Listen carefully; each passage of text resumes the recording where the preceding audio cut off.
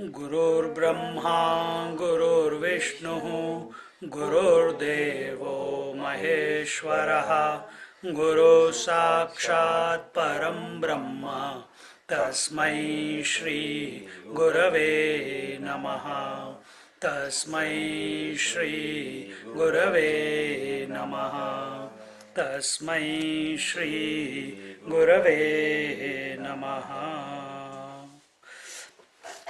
So till now we were seeing how in the sleep, in the deep sleep, the bliss that is enjoyed, it is not the bliss of sleep, it's not the bliss of ignorance, but it is the bliss of the self, of the Brahman.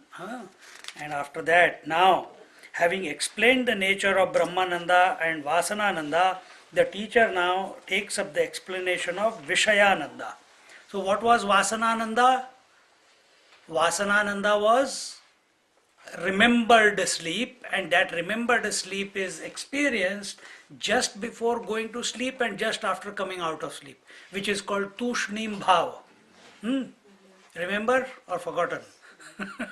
Remember, okay. So that sleep is also nothing but Brahmananda, but it is being given another name. It is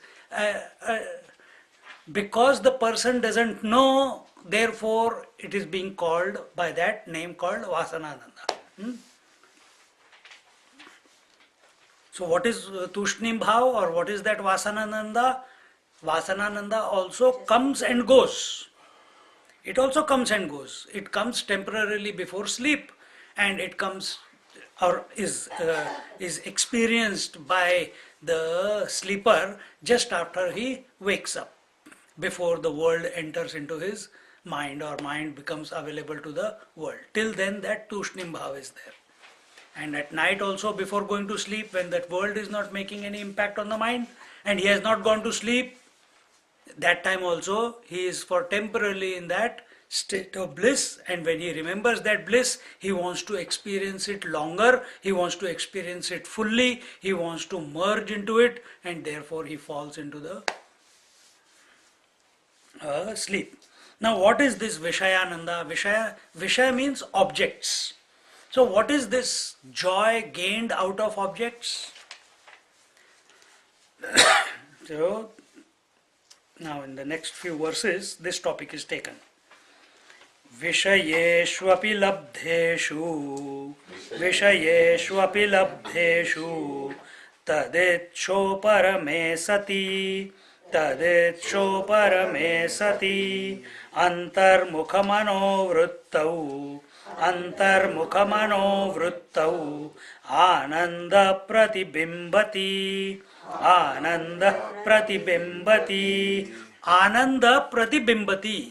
Ananda means understand bliss. Pratibimbati, reflection. Pratibimb is a reflection. Sun reflecting in a bucket of water, that reflected sun is called pratibimba. You standing in front of a mirror and seeing your reflection, it is called the pratibimba of yours in the mirror. The reflection of yours in the mirror is called the pratibimba. So here, Ananda pratibimbati. The bliss is reflected in what we will see. When a desired object is obtained and the desire for that object is quietened, the thought becomes introvert. In the introvert thought, the bliss of the self is reflected. Recognize that this is how joy is experienced by the person. The joy does not come from eating Chinese, buying a car, or eating a scone, or drinking a soup, or traveling into two different parts of the world. Joy does not come from that. That was the desire. But when that desire is fulfilled, the desire has got no reason to express anymore. So that desire concludes. The moment that desire concludes, the joy that is experienced as a result of having gained that particular object is, and why that joy is experienced? Because now the desire or the thought of that object is no longer in the mind. Till it was not gained, till that desire was expressing in your mind, the thought was there, the intention was there, the seeking was there. But the moment it has been gained, the thought of that object vanishes from your mind, and the moment the thought vanishes, the bliss that is inherent within starts expressing. But by mistakenly, we superimpose that bliss which is coming from Brahmananda on the object. And we say, I feel great, I feel blissful because I gained that, because my desire was fulfilled. So don't sell yourself short to the objects of the world. Understand this mechanism of the mind. It's a whole psychology.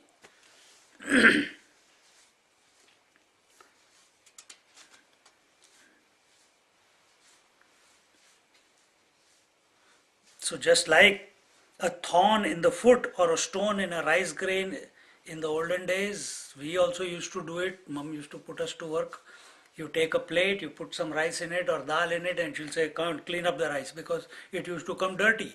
So you take the rice separate and you take the stone separate because they used to mix and sell white stones. So what is that unwanted stone? That is the desire.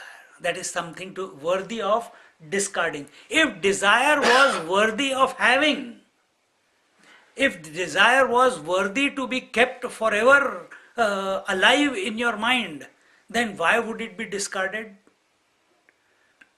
Why would the mind discard it? It will keep it all the time, but it doesn't. It keeps discarding the desires one after the other, whether they are fulfilled or not fulfilled, but he discards it.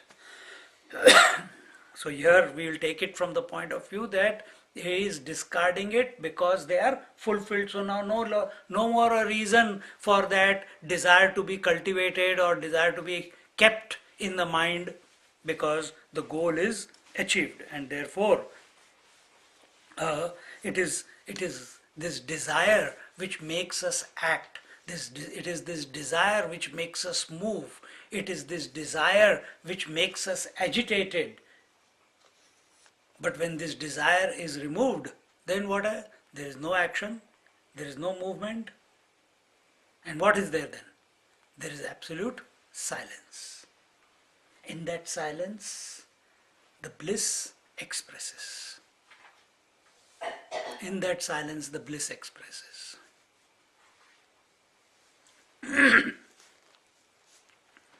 And in this way, antarmukha mano vrittau ananda pratibimbati. At that moment, the vritti reflects one's own Brahmananda or Atmananda. So before, the thought was going towards the world to gain joy, thinking that the joy is in the world. But when that desire was so as if fulfilled, now that thought has no longer a reason to go out into the world for fulfillment. It goes back to its source. The moment it goes back to its source, at that very moment, in its reverse journey towards the self, the bliss. And what is the self? Satchitanand.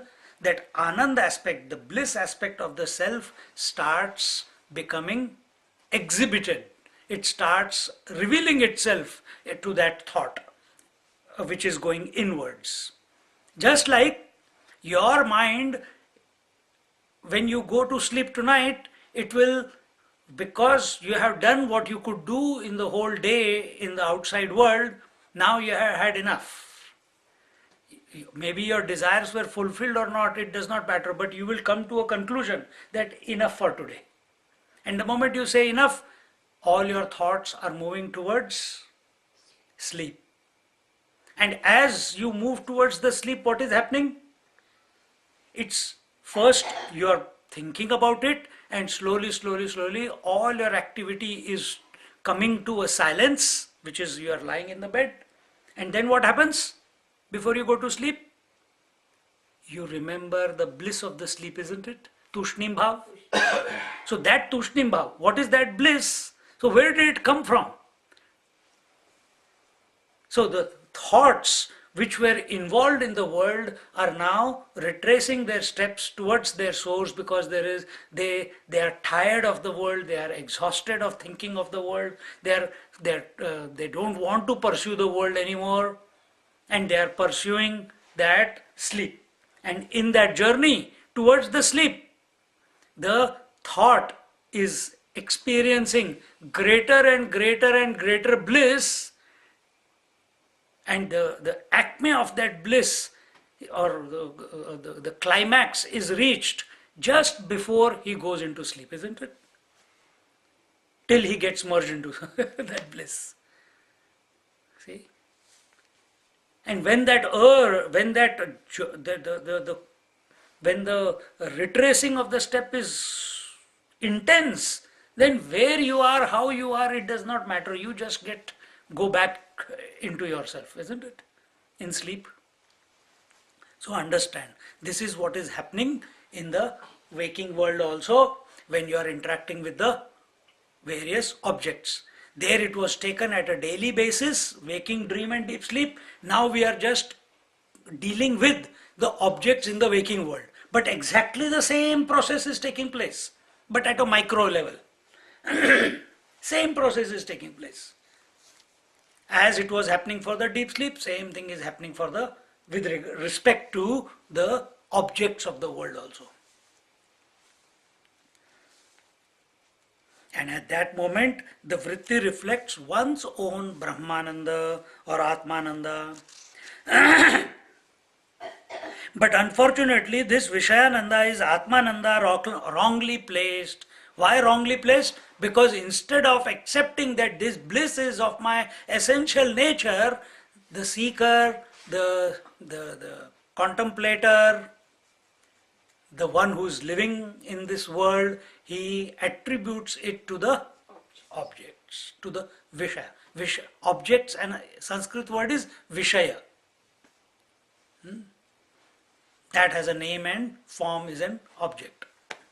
So what he's saying is that the happiness before we go to sleep is equivalent to the desire being fulfilled. No, not desire being fulfilled, but the joy that is experienced at the end of a fulfillment of desire, the joy that is experienced is equal to the joy in the sleep also, because bliss is only one. You are giving it different names. You are calling it deep sleep, you are calling it the Tushnim Bhav, you are calling it the Visayananda. So it is our mistake that we are calling it Visayananda. Visayananda means joy gained from the object. But is there any joy in the object? No.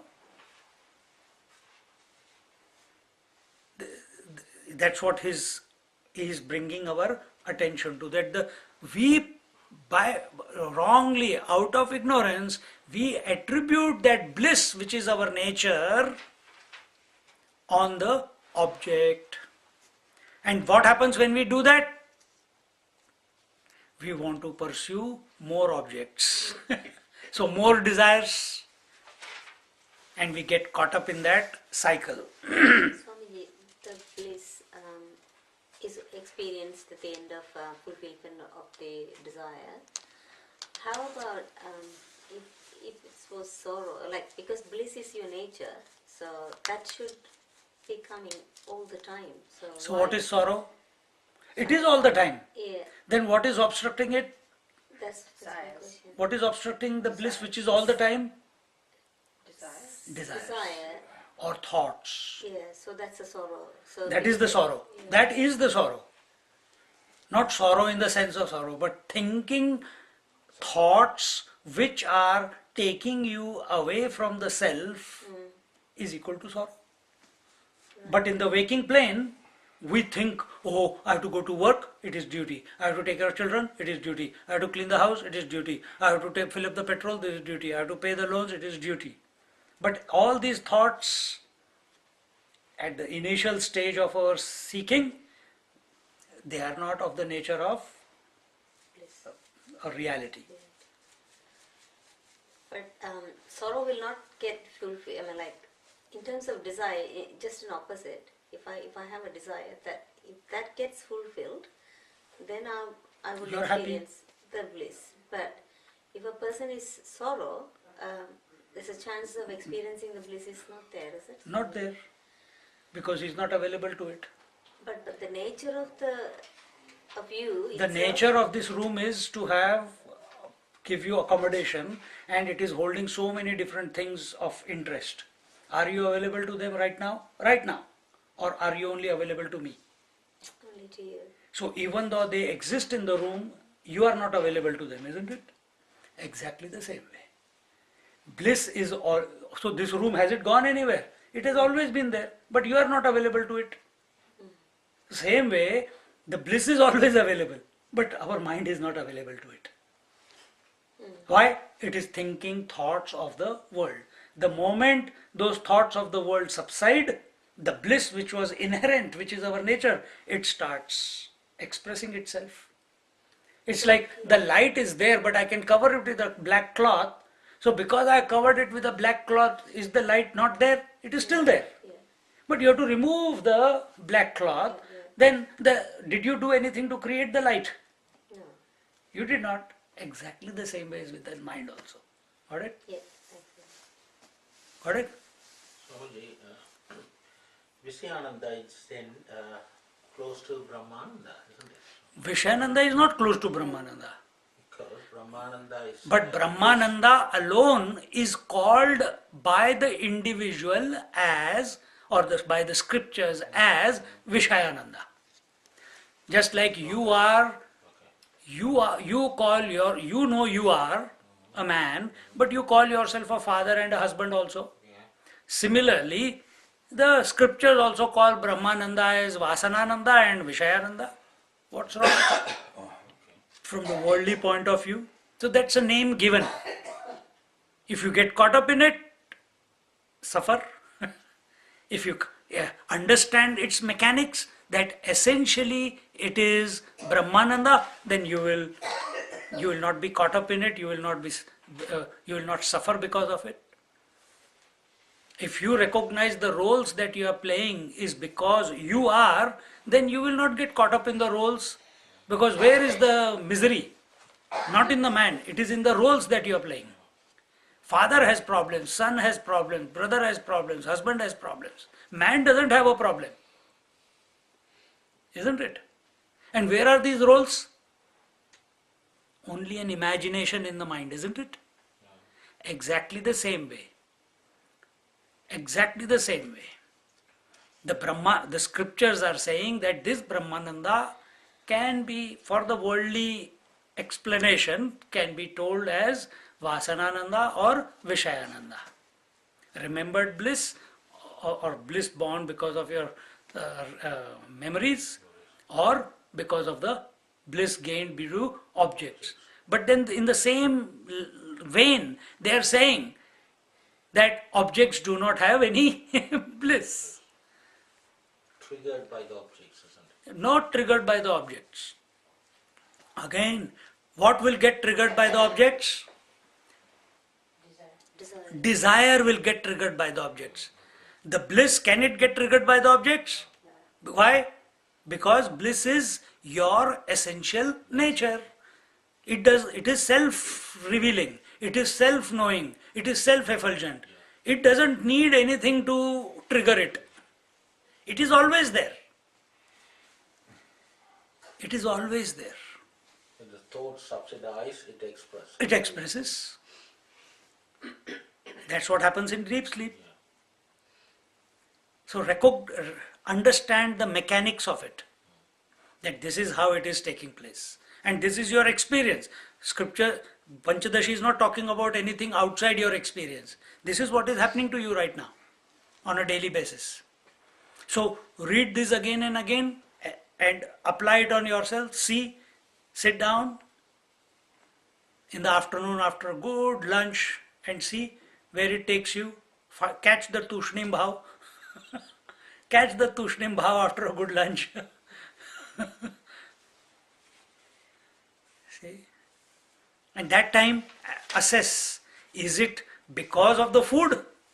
Because we speak like that. Oh, I am feeling sleepy because of the heavy meal. Oh, I had a wonderful sleep because of the meal.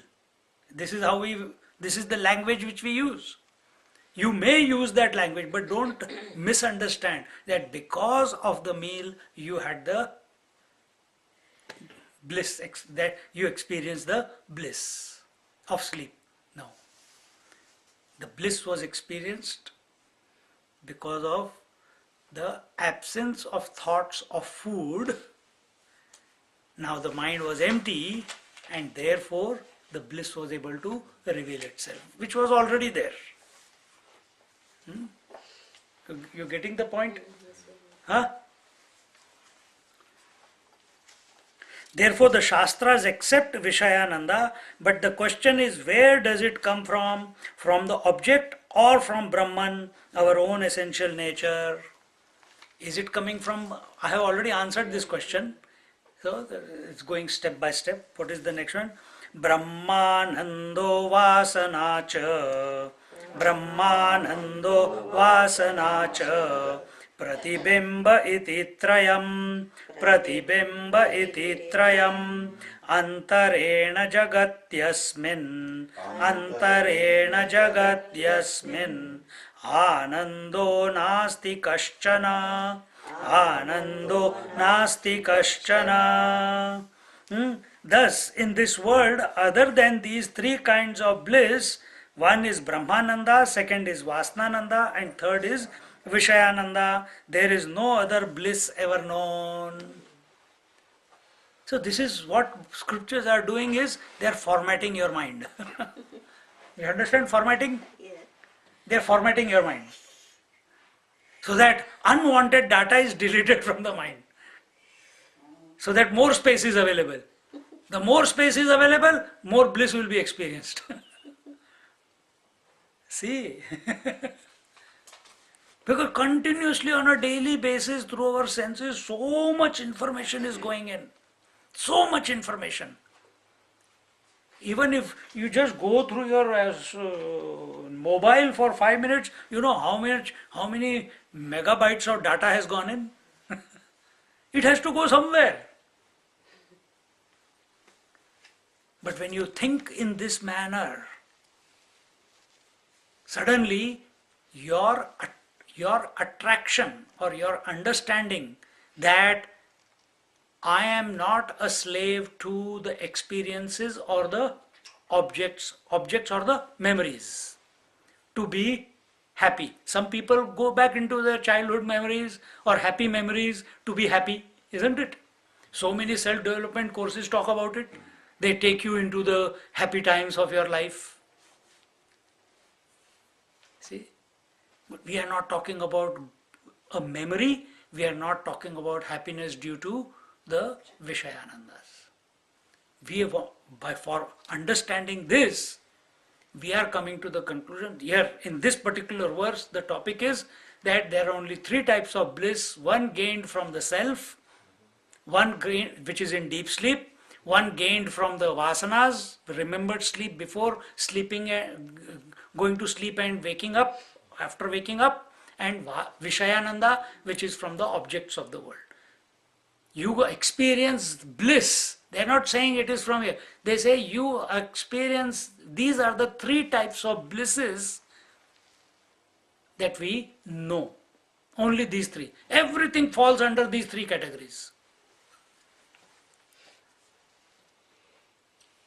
Everything falls under these three categories. All the bliss, meaning not everything, all the joy or bliss or happiness falls under these three type of categories.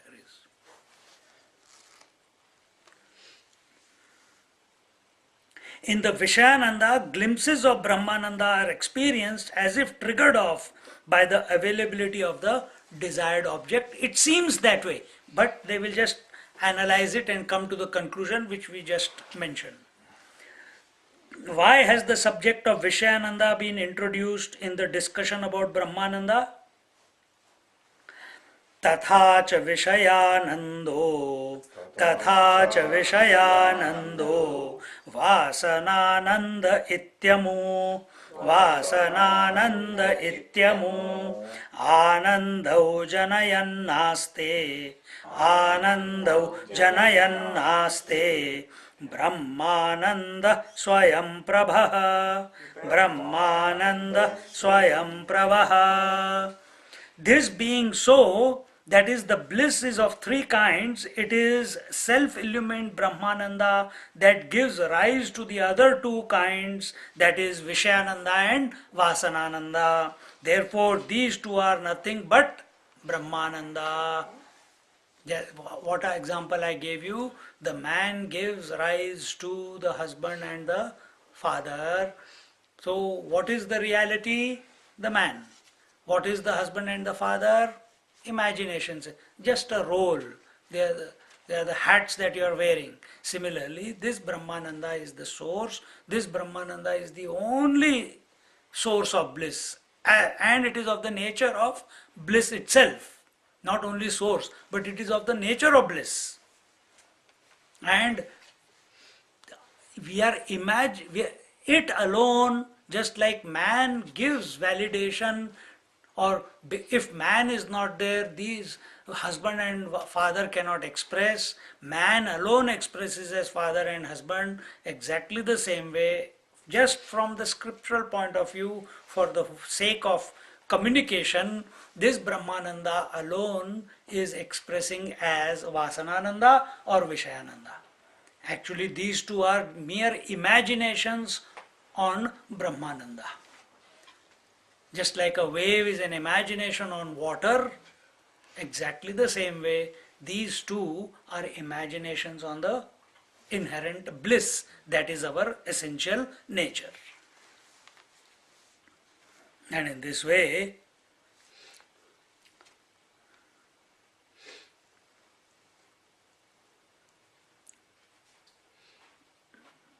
Brahmananda is the bliss which is inherent within ourselves as our nature.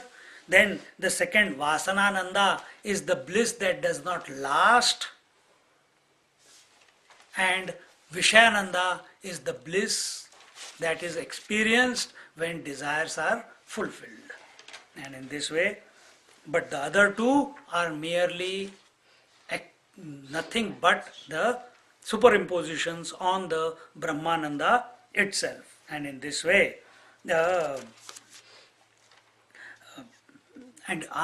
bliss does not mean that you are jumping around in ecstasy.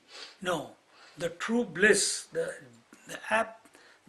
inherent bliss, when it expresses only when there is absolute equanimity, when there is absolute non-disturbance, then alone it will express of the mind. And in this way, here Tushnim Bhava Vasanananda is experienced by those who are not yet established in Brahmananda but are smacking the lips over the memory of it. Have you noticed? When you are going to sleep, suddenly you go in and suddenly something wakes you up. Again you go in, suddenly wakes you up. You want to go in, but something is... Look at a small child.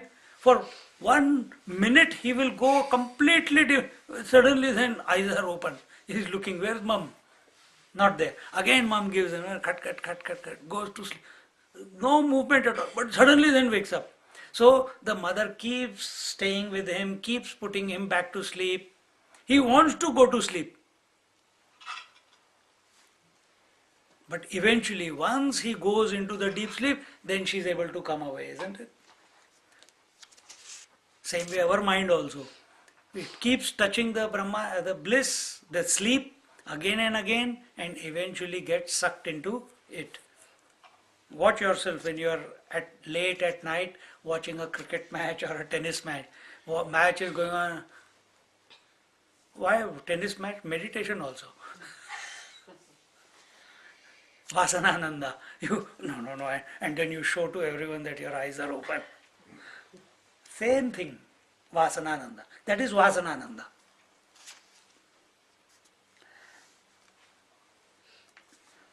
Those who are engaged in worldly enjoyment seek the same Brahmananda but in the wrong place, that is, in the objects of Visayananda. Thus, both these Anandas have their source in Brahmananda, which we have already mentioned. The teacher now summarizes and concludes this theme that Brahmananda is self-revealed in the deep sleep state. Shruti yuktyनुभूतेभ्यः स्वप्रकाशचिदात्मके ब्रह्मानन्दे सुप्तिकाले सिद्धे सत्यन्यदा शृणु शृणु. He says, Shृणु, listen, having determined the self-effulgent consciousness, bliss of Brahman in deep sleep, by what? By these three authorities. First is the authority of scripture, second is, that was Shruti, and then Yukti. Yukti is by logic, and Anubhuti, that is experience. So, the teacher quoted the various scriptures, Kaivalya Upanishad and Mundaka Upanishad was told. Then logic that has been applied, and that logic is not merely to satisfy your intellect, but also it is your own, what logic was presented. If you follow that and if you apply it on yourself, you will see that it is your experience also. And in this way, now listen about the bliss in the other, that is the waking state. So now they have talked about the bliss in the deep sleep, the bliss before the deep sleep, bliss in the objects. Now he is saying, what about the bliss in the waking world? I have already covered it, but we are just going to go through the verses. And what is that? Now listen to the other state in which Brahmananda is available, otherwise one might jump to the conclusion that Brahmananda is available only in the deep sleep state. That is not true, and hence if we think it is only available in the deep sleep state, the person will not put any efforts, he will become lazy. He will procrastinate. He will think by doing nothing the bliss comes, because deep sleep is a state of doing nothing. So that a person doesn't fall into that trap, therefore now Brahmananda can be made available in the waking state also. So in deep sleep state, even though it is available, can you get realized? No. Why? You don't know when it is taking place. In Vasanananda, it is a remembered bliss. Can it take you to realization? No. Why? Because your attention is not on the self but on the sleep. And while going on your journey to the sleep, you are experiencing the Vasanananda. And when you wake up, you experience the Vasanananda, but you want to stay in it. But very quickly, the world enters into your mind and it does not last too long. Isn't it? Then in the waking state, what we are experiencing, in the joy that we experience because of the various objects, that also is of the nature of Brahmananda. Now the teacher is saying, instead of searching those two Vasananda and the deep sleep state, why don't you seek Brahmananda and understand it correctly in the waking state? And if you catch it in the waking state, what will happen? Samadhi will take place. Good. Then you will not go to sleep. Then you will go into Samadhi. You will go into meditation. It will pull you as long as you remain aware. And in this way, how this Brahmananda can be experienced although one is out of sushupti avastha in the sadhana, is the sadhana explained further.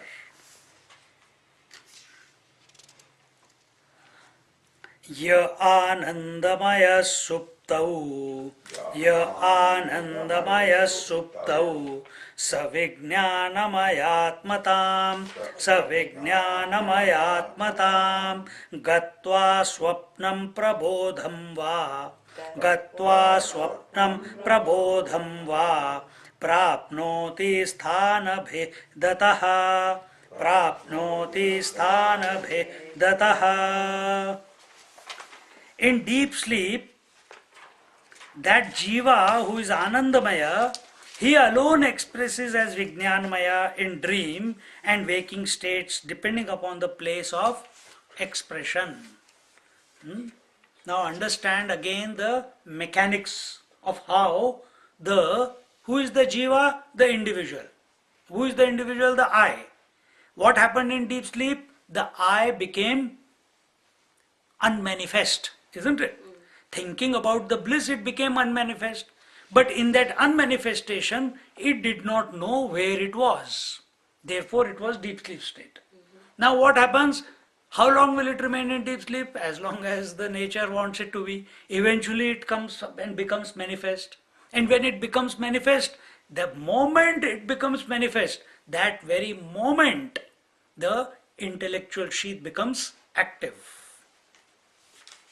The moment you come out of deep sleep state, that very moment your intellectual sheath, Vijnanamaya Kosh, becomes enlivened.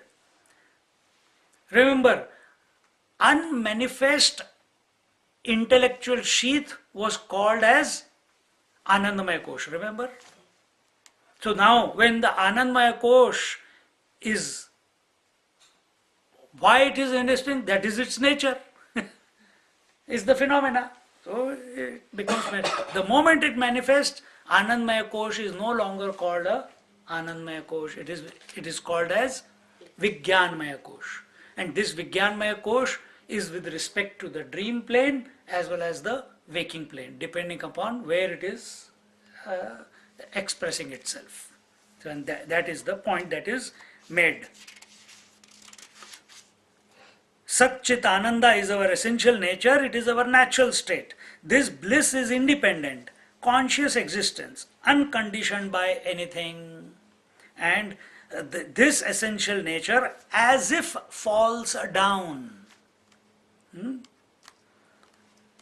The first, what is this falling down? Just like Ishvara as if, that Brahman as if desires. Having a desire is falling down.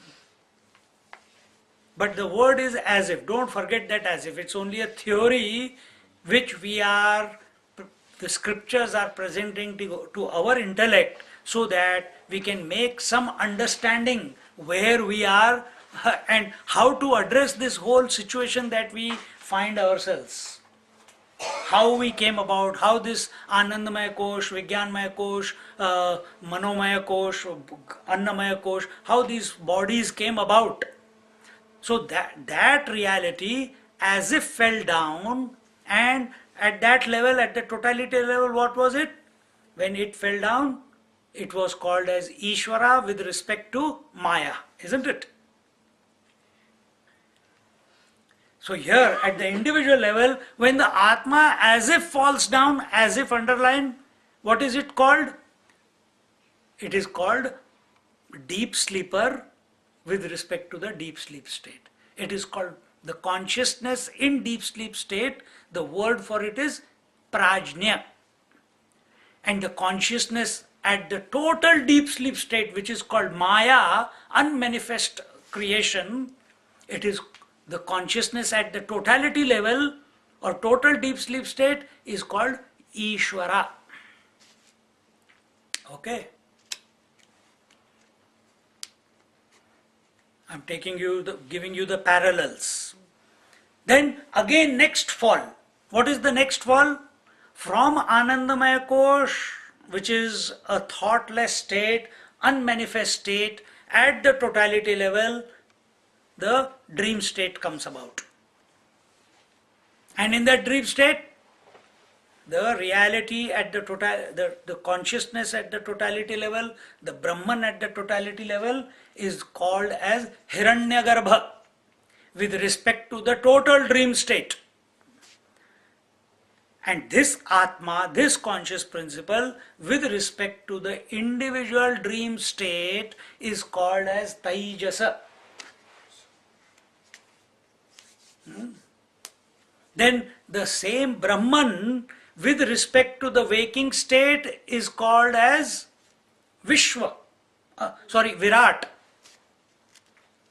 And that's Atman, the conscious principle, with respect to the waking state, is called as Vishwa, consciousness.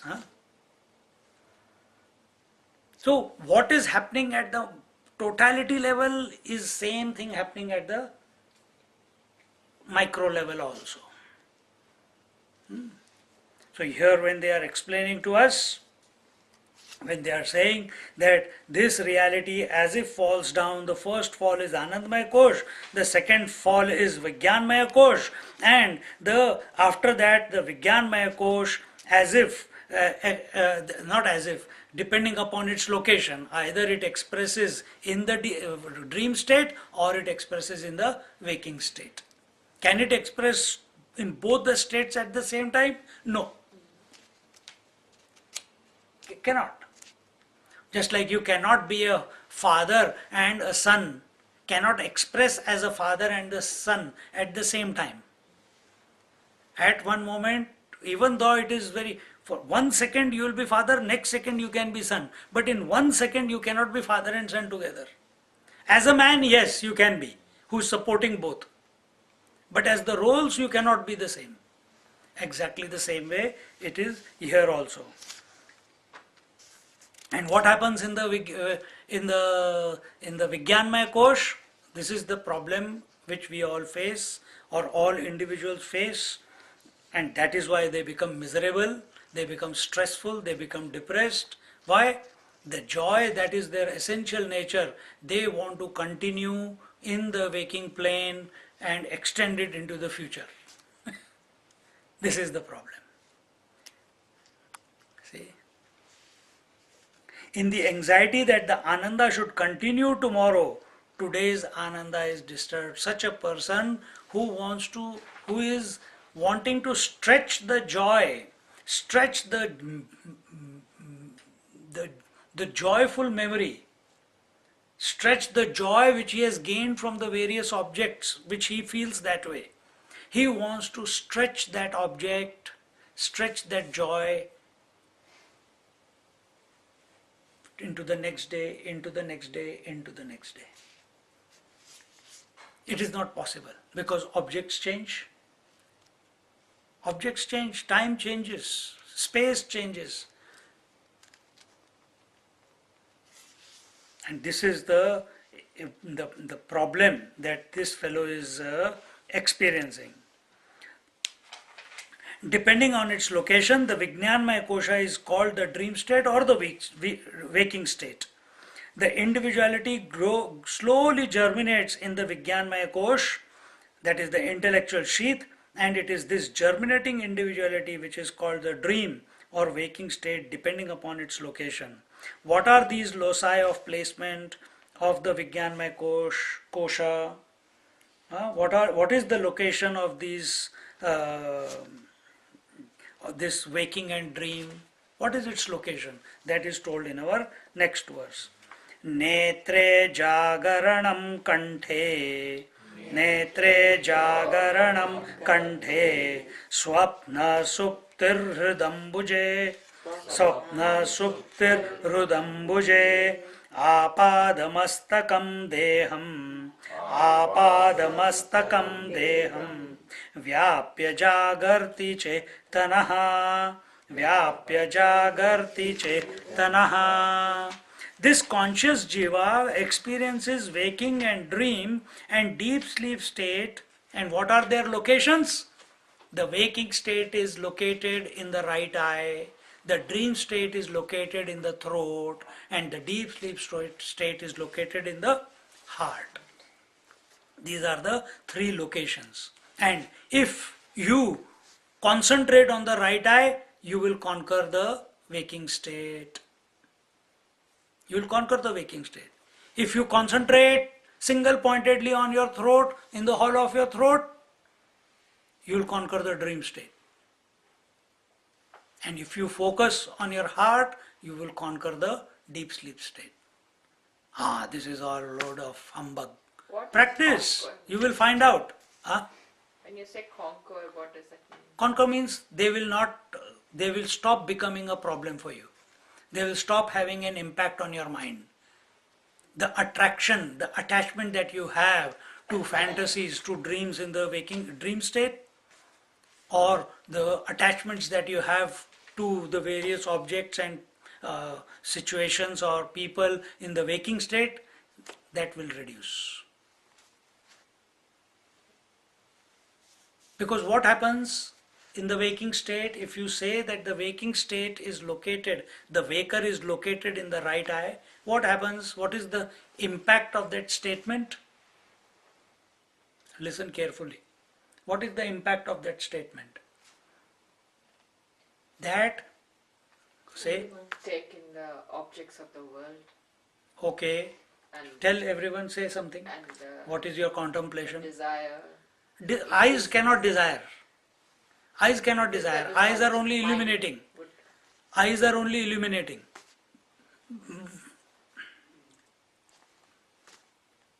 But you said right eye, but it's Take both eyes here, doesn't matter. Take both eyes. Left eye is told as the moon, right eye is told as the sun.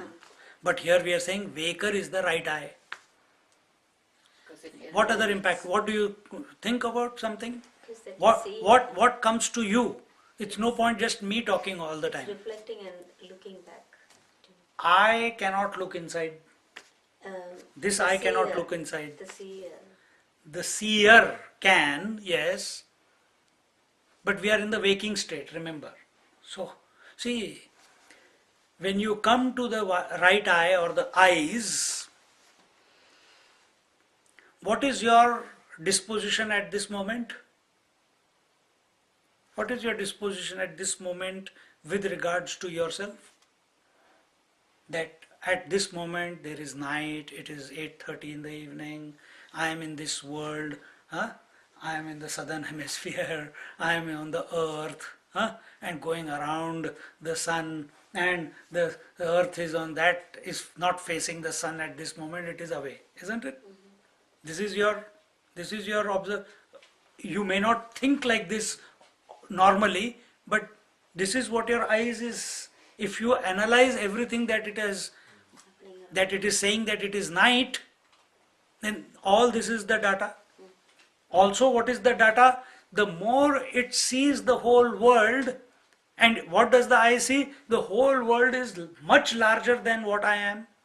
The eye sees that this is this body, and this whole world is larger than this body, isn't it?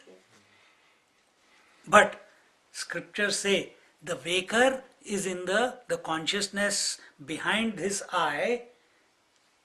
You can conquer the world. Why is the world functioning? The world that we know. Why is it functioning? Mind. Yes, true, it is because of mind. But in the physical world, because the sun is there, therefore life is there, right? Because the sun is there, therefore light is there. If sun was not there, will you be available on this planet? Can you exist on this planet as you are right now? No. So sun is illuminating all the planets, and sun is illuminating everything on this planet. Agree? But the The eye sun is, you got the train of thought. So sun is illuminating the day as well as the night. If the sun is not there, imagine if there was all the time we are facing the sun, would you be able to sleep? No. So we feel we are at the mercy of the sun, and therefore out of fear we say Om Bhurbo Swaha Tat Saviturvarenyam Bhargo Devasya Dhimahi. We say the prayer to the Lord Sun. But when we study this scripture like this, we come to realize that sun is also being illuminated by a greater power. And what is that power? Who is more powerful? The sun, which is millions of watts of energy illuminating the earth, or the eye, which is illuminating the millions of watts of sun? Which is more powerful? And when you come to this conclusion, an independent conclusion in your life, that what is more important, the sun who is illuminating me, or me, the one who is illuminating the sun? That very moment your attention from the world will go away and you will reclaim the power that you essentially are. You will reclaim it. That till now I recognize that the sun is more powerful. Now I realize that this eye is more powerful than the sun. Therefore, in some scriptures, one of the Upanishads, it comes, the sun is the right eye and the moon is the left eye. Once that happens, what is happening? You are becoming subjective. At least from the world, you have come to this body. See?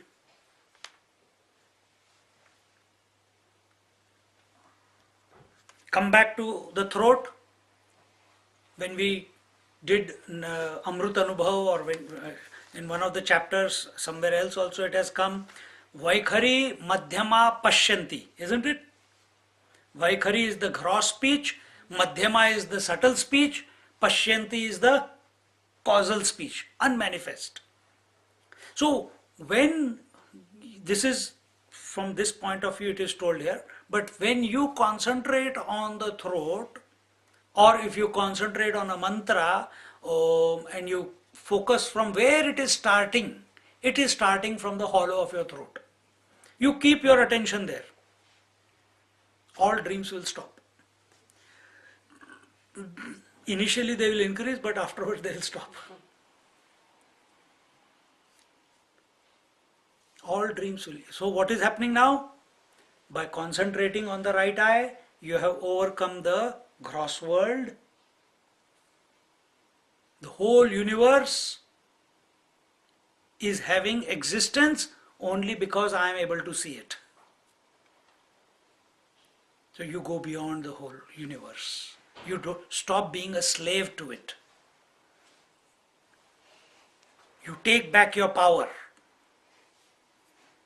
When you come here, you in deep sleep, as this Vijnanamaya Kosh, this intellectual sheath, is buffeted by the unwanted thoughts in your dream. But when you focus on your throat, you are able to catch it by its tail. It's no longer able to wag its tail. And you are no longer disturbed by it. Then such a person goes to sleep, gone, straight to sleep. So if you practice same thing in the Vaikhari Madhyama Pashyanti, if you keep chanting the mantra without any disturbance, the world will stop making an impact on you. When that world stops making an impact on you, you will feel there is no need for you to chant it loudly anymore. Automatically that loud chanting becomes throat chanting.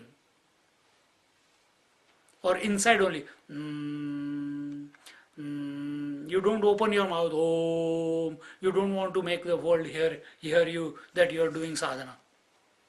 Because world doesn't disturb you anymore. Before, that loud sound was required so that you hear your own sound and don't get disturbed by the rest of the worldly sounds. See? When you come to the throat, when that sound migrates to the throat, then automatically the dream thoughts are not able to impact you anymore. See? And when that sound goes to your heart, it becomes unmanifest. And what is that state, this place? The heart, the cave of the heart. And that's exactly being told here. The three locations. First was the eye, right eye. Second was the throat for the dream state. Eye was for the waking state. And the cave of the heart is for the deep sleep state. These are the three locations for this consciousness to express. Oh, I don't believe it. Don't believe it. Who cares? And I have never known this because I had not studied Pancadasi when I was doing my sadhana. But this is my direct experience of this. I could see this whole journey when Swamiji explained to us that this is what happens at the Vaikhari or the Madhyama or the Pashanti. There was a thrill. Every class there was a thrill because I have experienced, I have gone through it. You have to experiment. Then you will find out. And it doesn't take too long. It doesn't take too long. Go with single pointed focus. Make 24 hours your field of sadhana. Because give yourself 3 months, 5 months, 6 months, 1 year out of your whole life. See what magic will happen. But we don't want to give that. Nahi, I got duties, I got this, I got that. And how do you give that? I also had, but what do you do? How do you give yourself time? You don't give yourself the time. A deep yearning. You pray to the Lord. You pray to the Sadguru inside. Guru Purnima is coming. You pray to the Guru within you. That, oh Guru Maharaj, whoever you are, I don't want to give you a name. You create, I want to be with you. You create the situation. You create the circumstances. You create the right environment for me. You create that pull within me so that nothing becomes an impediment in my journey to be merged with you. Very easily every day you make me merge into sleep. Why can't you make me merge into you? Because it's the same bliss. There I don't know you. I want to know you now consciously. You create. Make that communication with yourself on a daily basis. But only once it has to click. Everything will start changing. But don't take it for granted that yesterday I think it clicked, so today I don't need to. No, do it every day. And then see, it doesn't take long. Because what you are searching, what you are seeking, what you are yearning for, you are already that. All that is required is not go to sleep and the mind must be empty.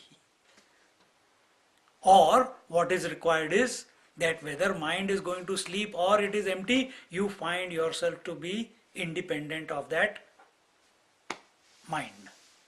That is only possible by the grace of the Guru Maharaj.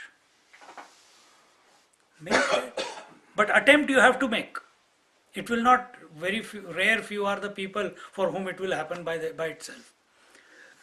Attempt you have to make.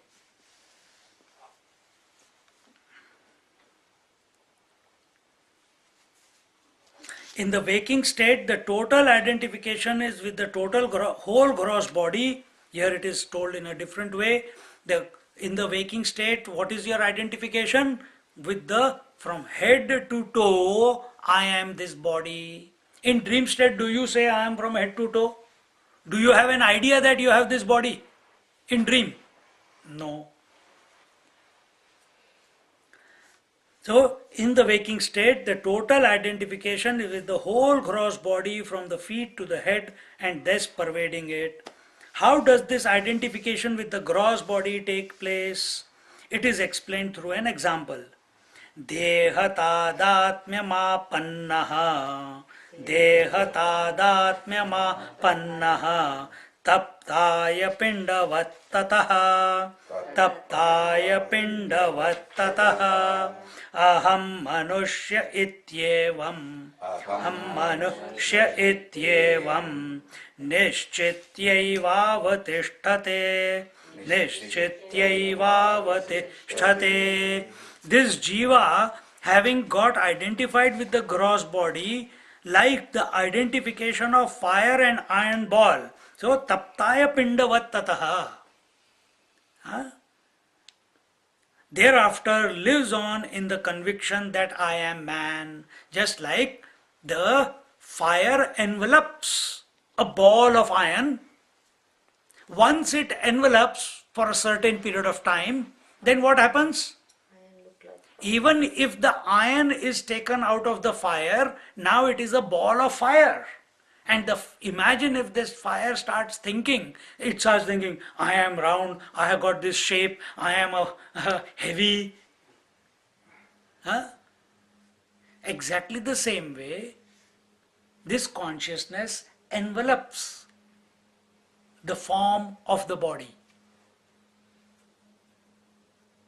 And continues, and because of its continuous association, is fire iron at any given moment? No. Iron is inert, iron is cold, fire is hot, fire is not having any weight to it, but a ball of iron, a hot iron ball, a fire ball is having a weight, it has a form, it is... Why? Fire has got identified with the iron ball. Exactly the same way, this consciousness has got identified with the iron ball called the body for a considerable period of time. It's a habit because of continuous association. If I continue to associate with you, I will become a very good friend of yours. Isn't it? With whoever you associate with, the familiarity increases, identification increases. Someone I went to Sydney, they had a dog for 14 years. An unknown dog comes into their house, they make it there, pick it up from the pound, they call it? Pound. And they call it their puppy and they give him a name, and what is the name? I can't remember. A very funny name. And then now the dog has died because of cancer. And you feel the loss, you feel the pain. Why? Was it a human? No. Then what is the reason that you are feeling the pain? Because of identification. Exactly the same way, this consciousness has got identified with the body because of continuous association. Can this identification ever happen? No. Consciousness is of another quality, body is of another quality. Fire is of another quality, the iron ball is of another quality. But yet, it seems that fire and iron have become one. It seems that this consciousness and this body have become one. And we call that hot iron ball, a fire ball of iron, and we call this a human being. That's the difference. This is how the identification has come about.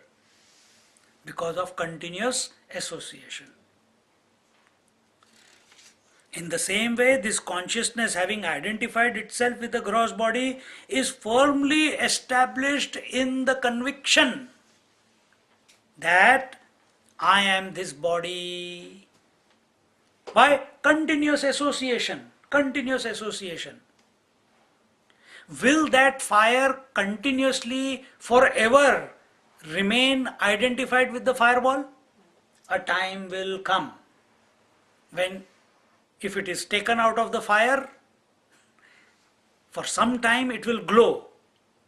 After some time, the fire will go separate way, the iron ball will become cold eventually. Exactly the same way. That this time that iron ball was kept outside is like our whole lifespan. After some time, the body will go back to its elements, the conscious will remain as it is. Fire is an element, isn't it? So consciousness will remain as it is, but the body with its various space, air, fire, water, earth, whatever things have gone in, they will go back to the various elements. So was there any merging between consciousness and the body? No, it was only identification. Only identification. Why? Because of continuous exposure to it, because of continuous association with it, this seeming identification has come about. A child is not identified with the body. He talks about the body in the third person. Every child talks about the body in the third person. But because he sees the parents, the people, everyone talking, I am this body, I am wearing the shoes, I am eating. Yeah, eventually he also by third, fourth year starts talking like fool. He was intelligent before because he gets identified. This identification of the consciousness with the gross body leads to three types of possible expressions. See how much analysis has gone into it. What is that? Udasina sukhi dukkhiti. Udasina sukhi dukkhiti. Avasthatrayametyasau. Avasthatrayametyasau. Sukha dukkhe karma karye. Sukha dukkhe karma karye. Tvaudaasinyam swabhavataha. Tvaudaasinyam swabhavataha. This jiva experiences these three conditions. I am indifferent, I am happy, I am miserable. Of these three, the joy and sorrow are the results of earlier deeds, and the indifference is natural. Now if you apply it in your daily life, I'll tell you, you will be happy right here and now. You will be happy right here and now. Arey baap re, aise hota hai kya? This is how it happens. See what he says. When the identification with the gross body, aham deha, that I am the body, has taken place, it leads to the next stage, which is one of the three alternate possibilities. The identified consciousness or jiva can say, aham sukhi, I am happy, aham dukhi, I am miserable, or I am indifferent. And this is how you go through the whole life, being happy, miserable, or indifferent. What is the fourth option? I am. That is the fourth. That is the turiya avastha. Sukhi, dukhi, or udasina. So what is udasina? I am neither happy nor miserable. I am indifferent. Thus these three are the three ways of expression in the waking state for the jiva. The first two, sukham, dukkham, result from actions either done or not done. So where are the joys and sorrows coming from? Where are the joys and sorrows coming from that we experience in life? From what we have done or what we have not done in life. What is that? Omission and commission. Commission and omission in life. I invested in those shares. My God. I went to Sydney. I was reading the newspaper. Those people who invested in property, suburbs like Glenfield and Campbelltown and Liverpool, which were so far away, western suburbs, in 1 year, 44% increase in land value. 44%. What will be their joy? I think, by God's grace, I invested in the right place. At that time I didn't realize. But now, why the airport has been, new airport is coming up there. So prices are going through the roof. This is just the beginning. But why they are happy? Because they invested there. Others, why they are unhappy? Because they did not invest there. Isn't it? This is how we go through life. If I had done that, if I had done that, if I had said that, if I had not said that, then I won't be divorced. See? And what is the third option? Indifferent.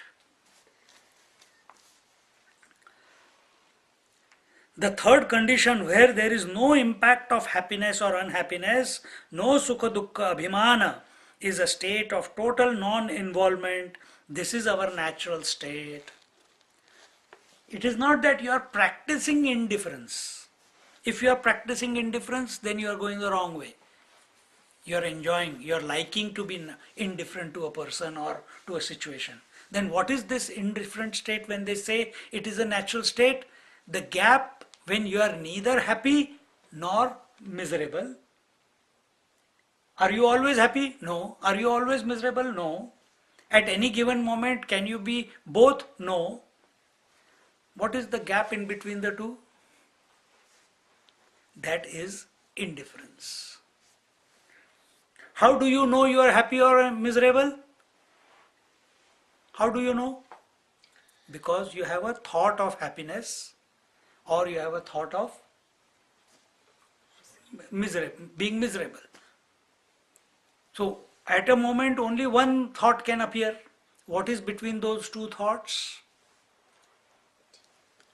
The state of natural indifference.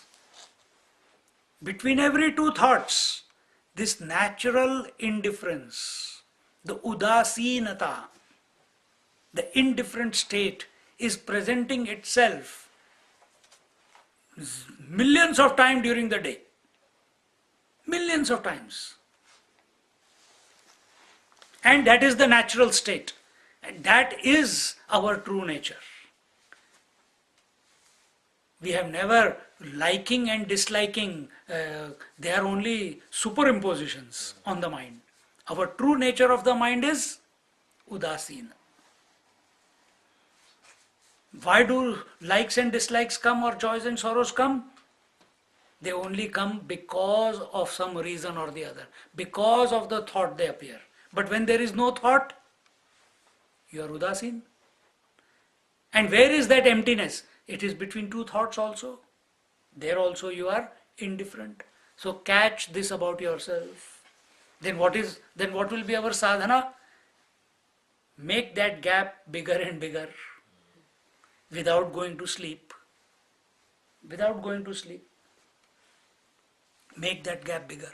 Or you can't pull it, but you have such a disposition that favors that gap to expand itself of its own accord. You can't make it bigger.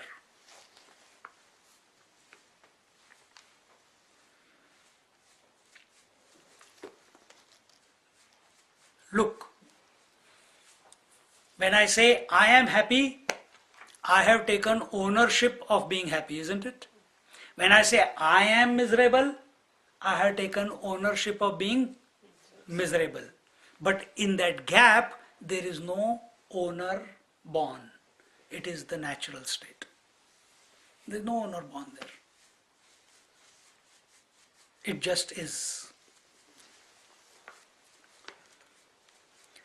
The types of sukha, dukkha and audasinya or non-involvement are now explained. We'll look at this in our next class.